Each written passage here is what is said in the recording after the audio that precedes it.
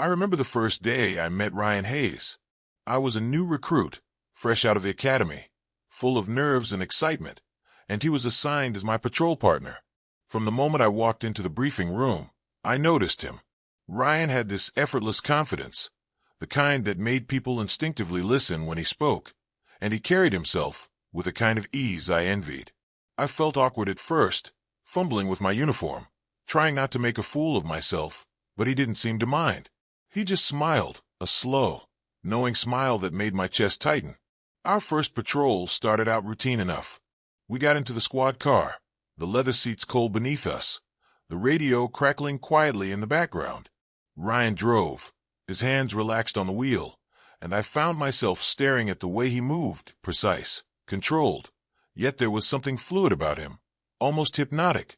He glanced over at me and raised an eyebrow, and I swear my stomach dropped.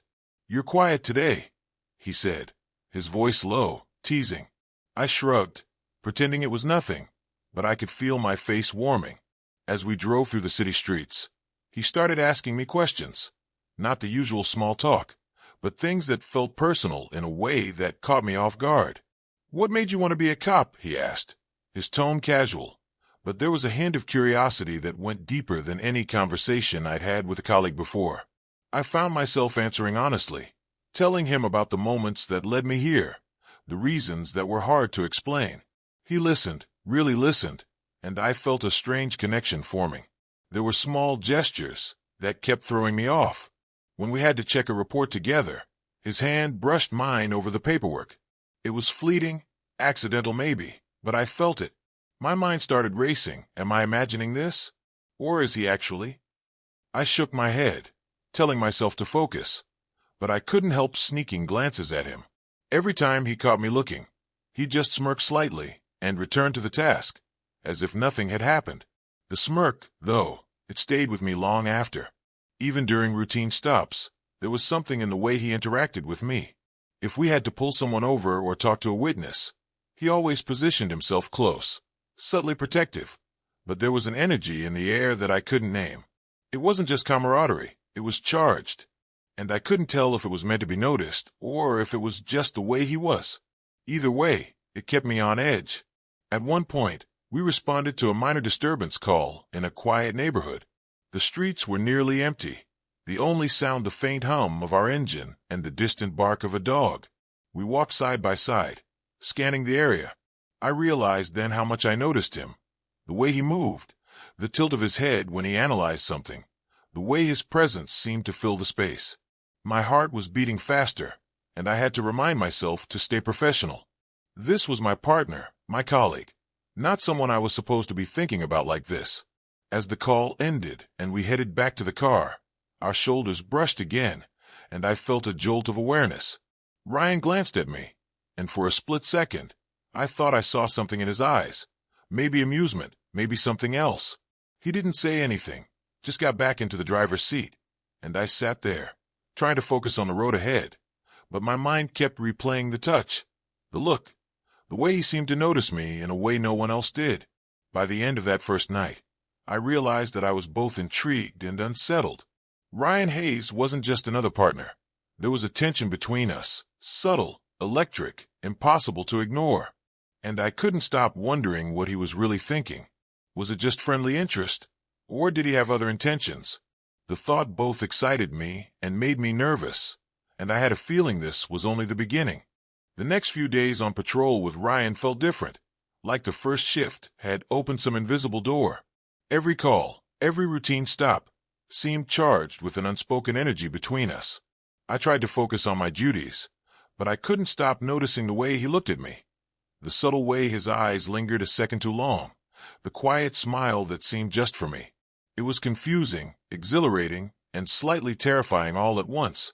One night, we were on a late shift, the streets unusually quiet, the city lights reflecting off the wet asphalt from a brief rain. We had responded to a minor alarm at a closed store. Nothing dangerous, just a routine check.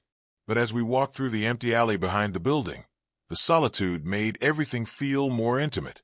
Ryan stayed close, just a step beside me, and I could feel the warmth radiating from him. I told myself it was nothing, just proximity in the dark, but my heartbeat betrayed me. He started talking, his voice low, casual, but with an edge I hadn't noticed before. "You're not like most of the rookies I've partnered with," he said. "Most of them are nervous or too eager to impress. You just seem real."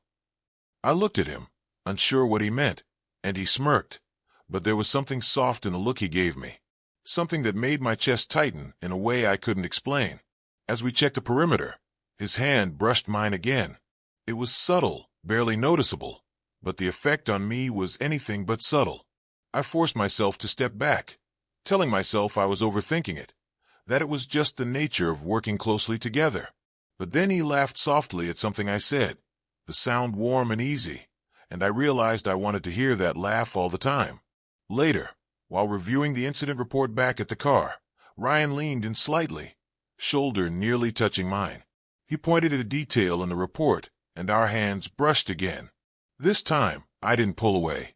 The contact sent a jolt through me, and I found myself looking at him, really looking. There was a teasing glint in his eye, and I felt my stomach flutter. I told myself I had to focus, that this was wrong, that he was my partner, my colleague, and yet there was a pull I couldn't deny. I started noticing the little things, how he would find excuses to stand close when we were at the station, how he asked questions that seemed innocent, but made me feel exposed in a way no one else had. One evening, while waiting for a late dispatch call, we sat in the squad car, the city quiet around us. Ryan asked about my past, my life before the academy, the things I usually kept private. I hesitated, but there was something about the way he listened, his full attention, that made me start talking. I told him about heartbreaks, regrets, and fears I hadn't shared with anyone. He didn't judge or offer cliches. He just listened, and for the first time in a long while, I felt understood. There was a warmth in his gaze, the kind that makes you feel safe and seen at the same time. I wanted to tell him everything, but a voice in my head kept warning me, reminding me of boundaries, rules, professionalism. I pushed the thought aside, telling myself it was just emotional support, nothing more. But then there was that fleeting touch as he handed me the paperwork, so brief, so innocent, yet it lingered in my mind long after. And when our knees brushed under the small desk in the car, I couldn't ignore the electric tension any longer. My thoughts spiraled. Was he testing me, teasing me, or did he actually feel the same pull I did? The not knowing drove me crazy.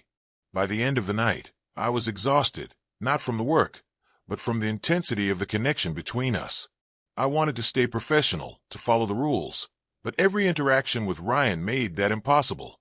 He had this subtle way of making me feel alive, noticed, and desired, all while remaining dangerously ambiguous.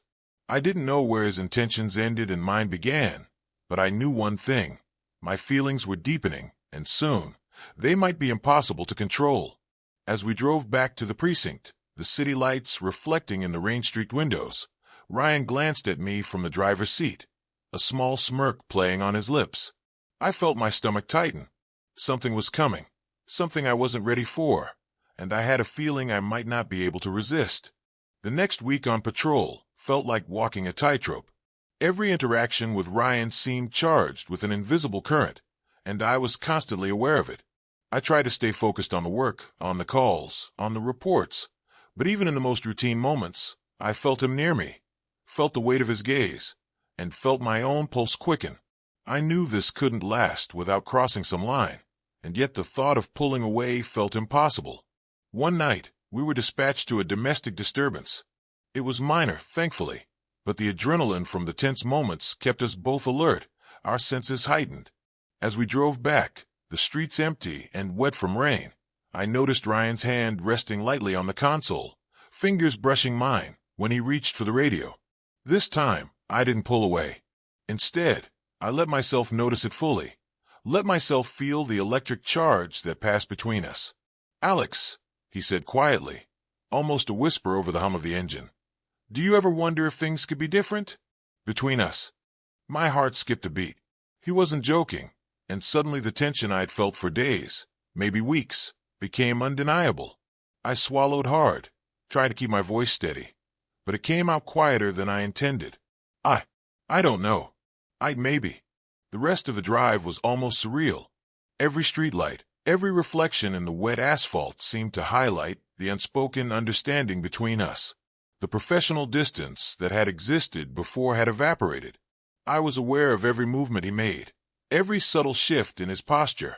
I could feel his presence next to me, and I realized just how much I wanted it, even if I knew it was dangerous. When we returned to the precinct, the adrenaline of the night still lingered. We sat in the squad car for a few moments longer, the engine ticking as it cooled. Ryan turned slightly toward me, close enough that I could feel the warmth of his body, the faint scent of his cologne. His eyes met mine, searching, teasing, yet serious. I knew then that he wanted more than friendship, more than camaraderie. He wanted me.